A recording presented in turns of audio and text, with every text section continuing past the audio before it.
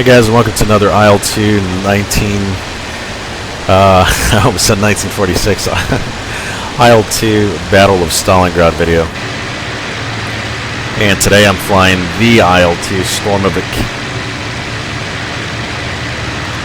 And I gotta say, the kind of the spirit of this is still very much 1C Maddox, because they do have the licensing for this, along with in combination with 777 Studios, which were, I think, essentially hired by 1C to get this done.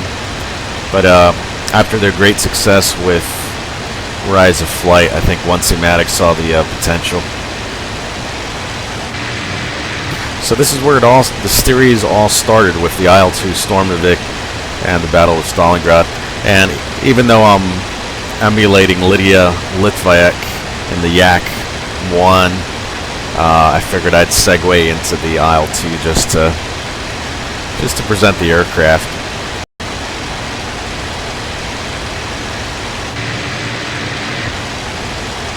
Alright, so our job is to take care of that artillery down there. You can see some enemy fighters flying around already, so I'm going to take icons off and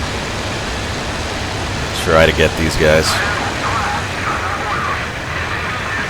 I'll get the bomb doors open.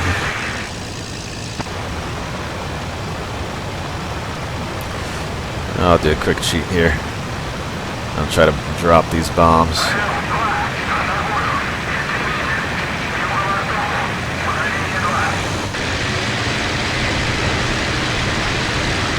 There's 4 bombs. Oh, that was actually quite a nice delivery, but I didn't kill any of them.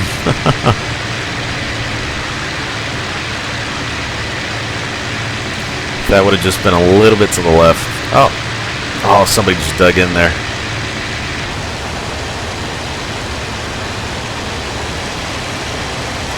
And the IL-2 is definitely a flying tank.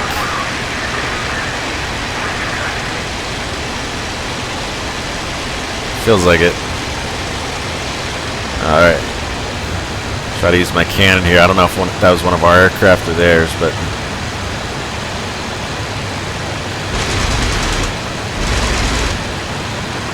Come on, rudder.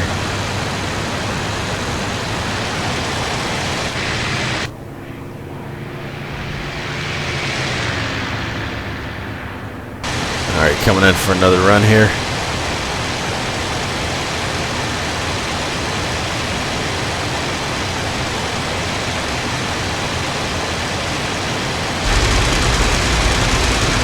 Got him.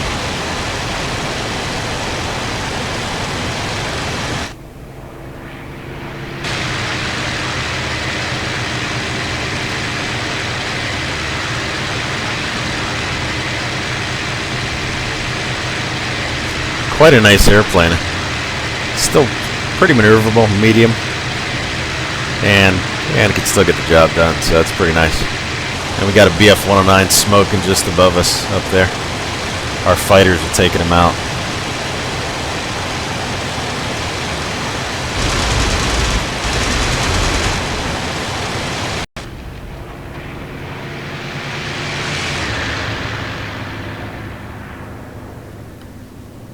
Okay, so this is the last run. Got 3 out of 4. And this is the last gun here.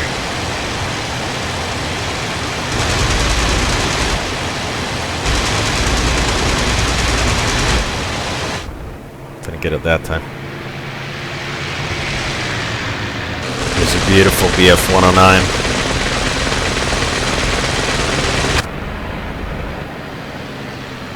And I did take some shots, as you can see on the right side of the cockpit there. You can see the bullets actually dig into the wood, which is awesome. Alright, so this is the last artillery piece here.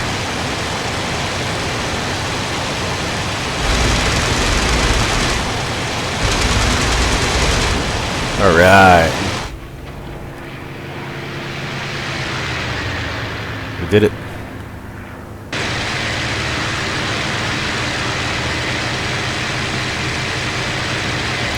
Yeah, it's pretty sweet. Ground attack is always very rewarding. Alright, we got plenty of fuel, so I'm gonna book it to the extraction point, about 23 miles down there. And it is nice having those icons, as I said in the earlier videos. The snow and the lack of distinct terrain features makes it extremely hard to navigate. So it is very nice having these icons around. And you can turn them on and off as you wish. You know, just to not kill your immersion, but to help you kind of navigate. I wish they just had the navigation icons and you could disable the targeting. But I'm not gonna lie, you know, the targeting icons do help find things in the snow. Like how would you even see those?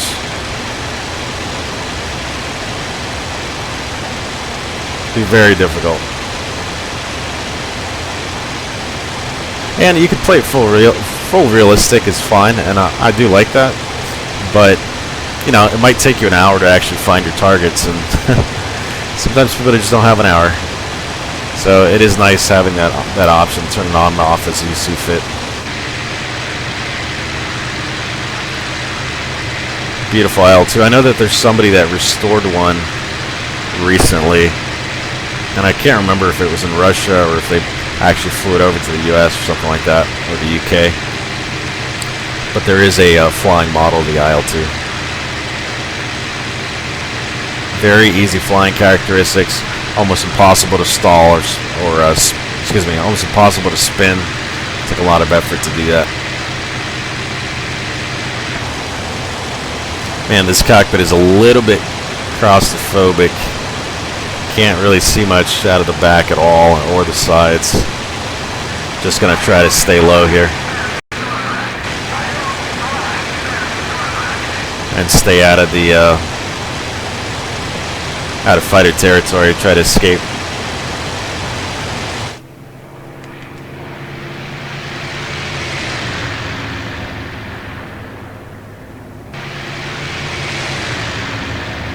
You know, it's crazy. You can really run this engine hard at 100%, and it's still very forgiving in the IL-2, unlike some of the higher end fighters where you could easily overheat the engine.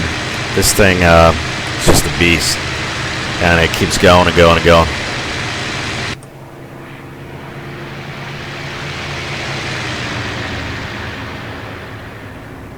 Pretty cool train here. I just love these things. It's awesome. These airplane models are just absolutely beautiful. The sounds are incredible. It's like almost like Armor 3 sound occlusions and IL-2. It's so cool. And you can really see the damage there on the right hand side. Those bullet holes getting in there. IL-2 has always had great damage modeling. Probably the best damage modeling of any flight simulator that has ever existed. And you know, nothing's changed in Battle of Stalingrad other than its updated graphics, and it looks a lot better. I shouldn't say nothing's changed, because the physics engine is a lot more advanced as far as what happens to the aircraft, how it breaks apart. Where in IL-2 1946 you might just get an explosion a lot of times, or maybe a rollover. The ground physics and the damage modeling in Battle of Stalingrad is more advanced. But what I'm trying to say is, at the heart of kind of the game, it's always had a great physics system, damage modeling system.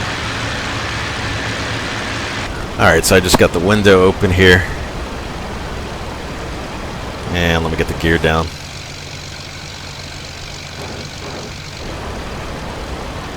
Flaps are down.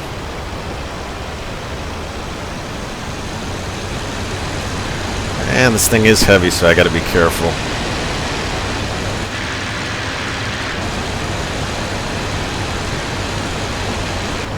And you can see how hard it is to see the runway. I mean, there it is down there, but it's very difficult with all the snow and everything. So the icons really help in that regard. Alright, she's getting slow here, so a little bit of a crosswind from the left. I'm going to give it some right rudder and some left aileron.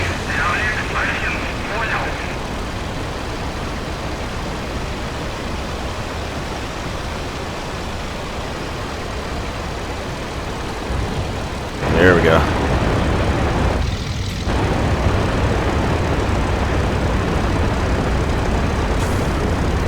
Yep, see that? See the windsock? There's the wind coming from the left. Definitely pushing you. So, it pays to be somewhat proficient in crosswind landings.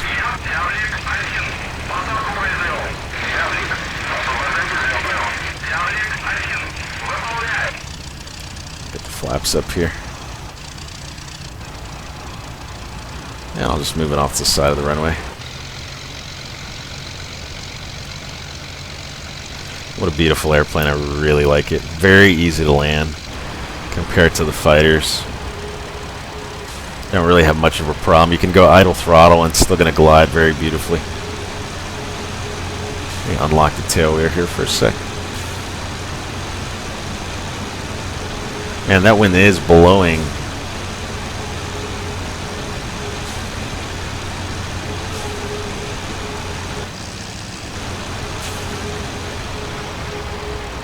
Alright. You can see the windsock over there. It's definitely blowing.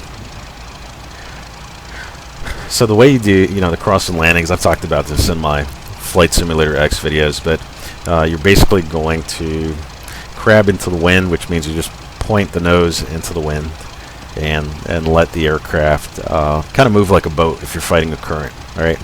And as you get closer to the runway, then you're going to start putting aileron into the wind.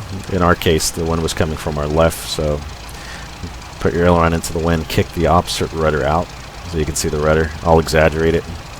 And basically what that does is it puts that left wing down into the wind, so that prevents the wind from pushing you, and you have to do that depending on the strength of the wind. And then you have to counteract that with some right rudder in order to align the nose of the aircraft with the runway. So you're using the rudder to line up your nose with the runway, you're using the aileron to fight the wind as you need it. And a lot of times in real life, the wind is not just steady. As if you can see that windsock, it's actually blowing around, and a lot of times the wind changes. Sometimes it dies off abruptly and it picks back up. It's called variable. Sometimes you have a nice constant wind, so you can use that, that slip all the way down to the runway. But a lot of times your kind of controls look something like this because you're constantly adjusting for the wind. So, but that's how you do it, and you maintain that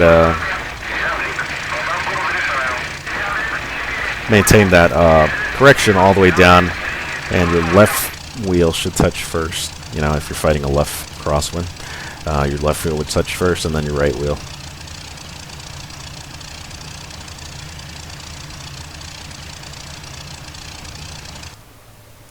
And it's always good to come in with a little bit more speed so you can fight the wind a little bit better as well.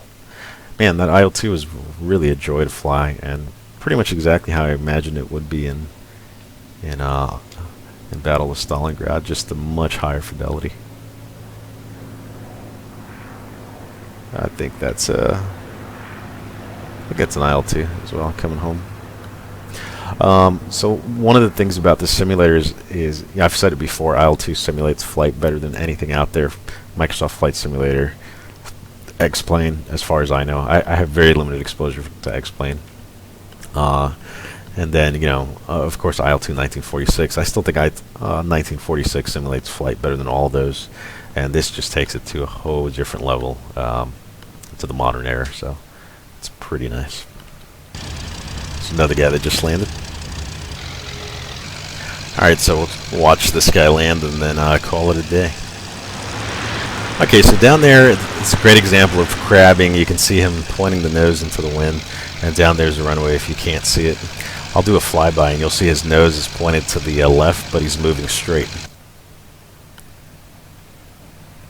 Okay, I think he's actually starting to correct now. Yep.